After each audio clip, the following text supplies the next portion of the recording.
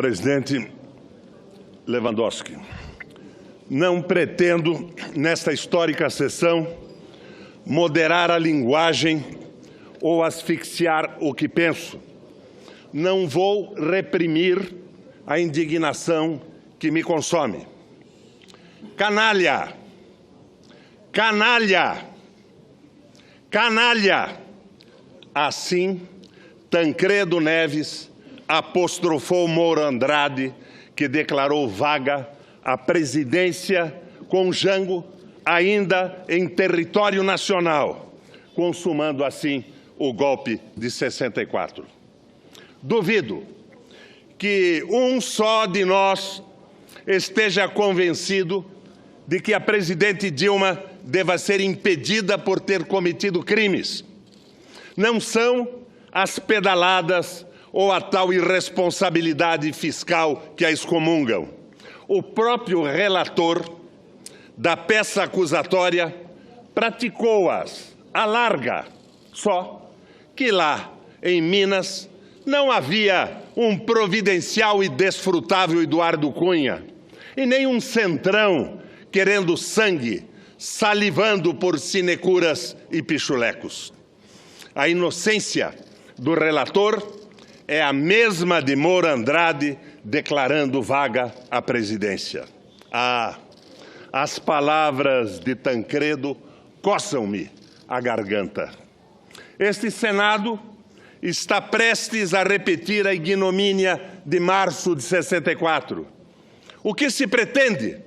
Que daqui a alguns anos se declare nula esta sessão, como declaramos nula a sessão que tirou o mandato de Goulart, e peçamos desculpa à filha e aos netos de Dilma? Tudo bem. Se mesmo sem culpa esta casa condenar a presidente, que cada um esteja consciente do que há por vir.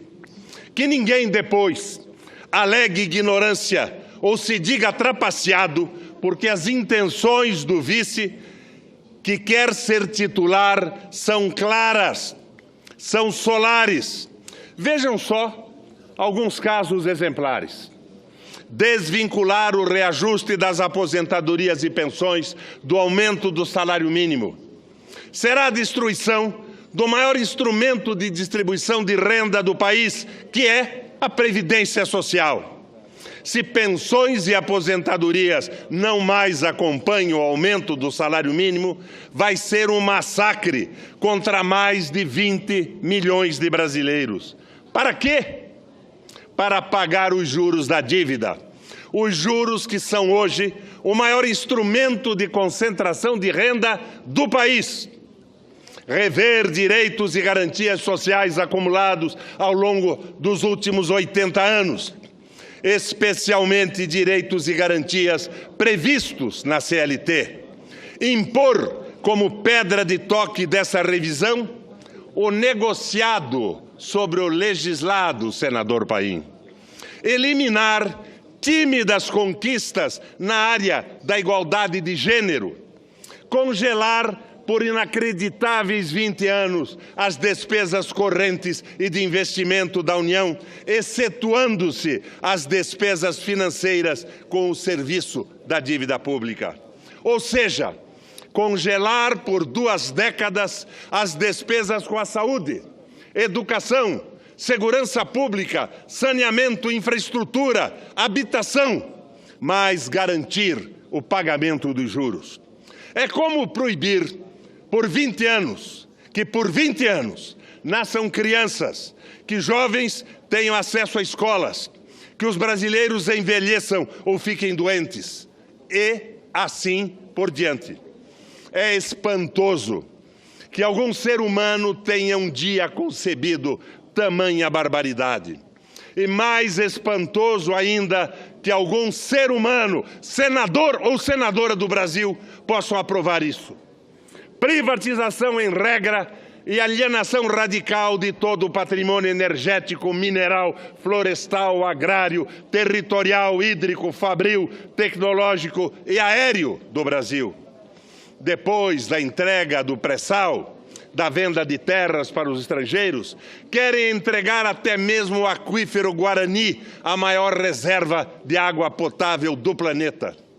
O desmatamento do país, o esquartejamento de nossa soberania e a submissão aos interesses geopolíticos globais gritam, berram, expõem-se à vista de todos. Tudo bem, se as senhoras e os senhores concordam com a redução do Brasil a um medíocre Estado associado, outro, Porto Rico, que se sintam servidos. Não será a primeira vez que os abutres e os corvos caem sobre o nosso país, retalhando, estraçalhando, sugando. Esta combinação explosiva de entreguismo com medidas contra os aposentados, os assalariados, os mais pobres, contra direitos e conquistas populares, alimentam as contradições de classe, em consequência, a luta de classes. As senhoras e os senhores estão preparados para a guerra civil? Não. Entrincheire-se, então, porque o conflito será inevitável.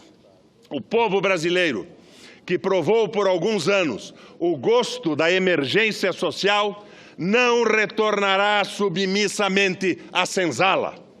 Os dias de hoje, esses infelizes dias, lembram-me outros dias também dramáticos e decisivos. Os dias de agosto de 54.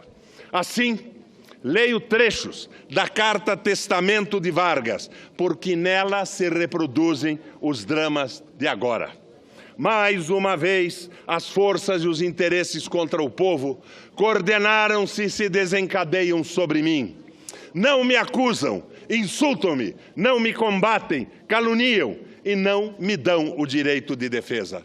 Precisam sufocar a minha voz, impedir a minha ação, para que eu não continue a defender, como sempre defendi, o povo e principalmente os mais humildes. A campanha subterrânea dos grupos internacionais aliou-se à dos grupos nacionais revoltados contra o regime de garantia do trabalho. Contra a justiça da revisão do salário mínimo se desencadearam ódios.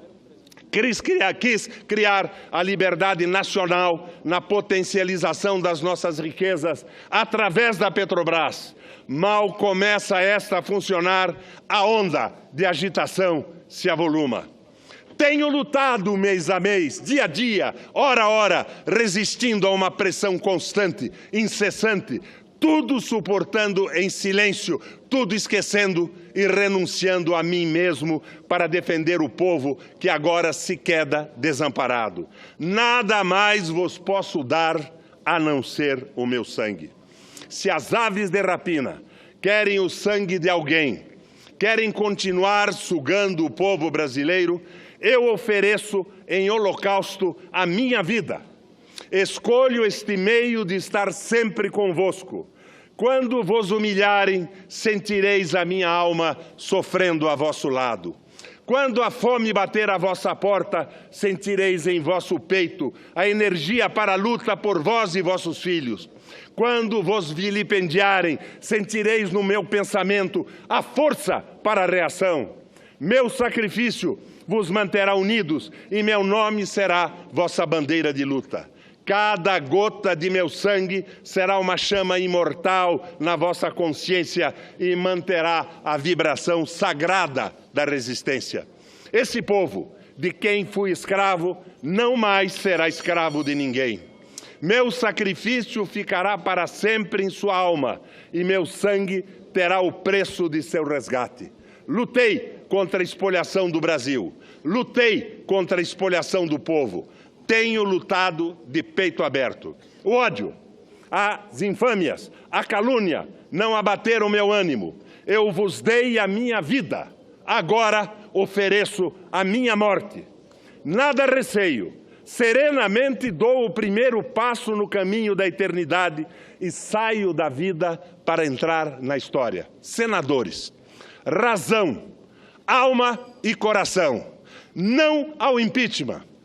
Um governo de aliança e entendimento nacional. o plebiscito e nova eleição. Que não mandem no Brasil os embaixadores de países poderosos.